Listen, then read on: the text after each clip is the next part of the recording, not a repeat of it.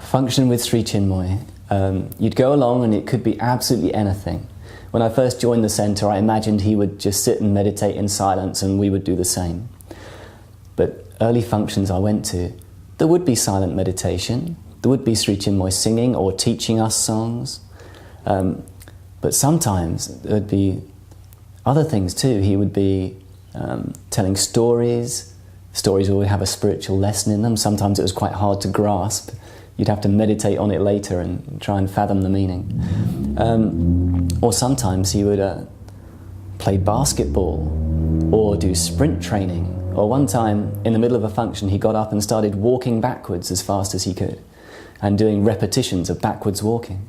He had so many disciplines he was following, from his art to his physical exercise, and you never knew what he was going to do next. Instead of silent meditation, a function might all centre around weightlifting. And Sri Chinmoy would be lifting incredible weights or lifting people. He lifted me one time, which was quite an experience. So it could be absolutely anything. You did not know what he would do next. So that was the main thing I would say about functions with Sri Chinmoy was unpredictability. It could be just anything with a spiritual connection. And in Sri Chinmoy's case, that meant absolutely any sphere of life. Physical or creative, artistic, musical, conversational, philosophical. No limits. Absolutely anything could happen, and it always did.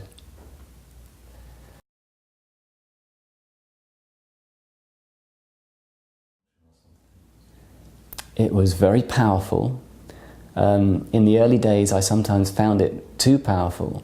It'd be almost like walking into a room with some kind of volcanic presence. There was such power in the presence of this rather small man. It's something that it's very hard to express, but you'd instantly feel his presence in a room, filling the room.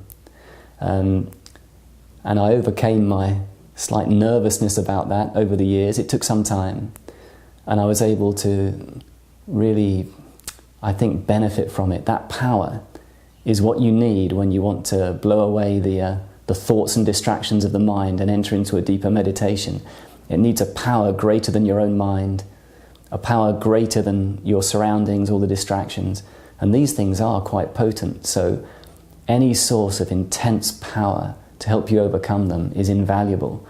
And I certainly felt that in Sri Chinmoy's presence.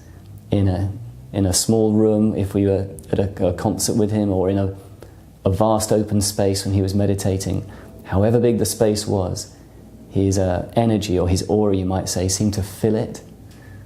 Seemed to be no limits to the power of that presence. So yes, it was really something, being in his physical presence.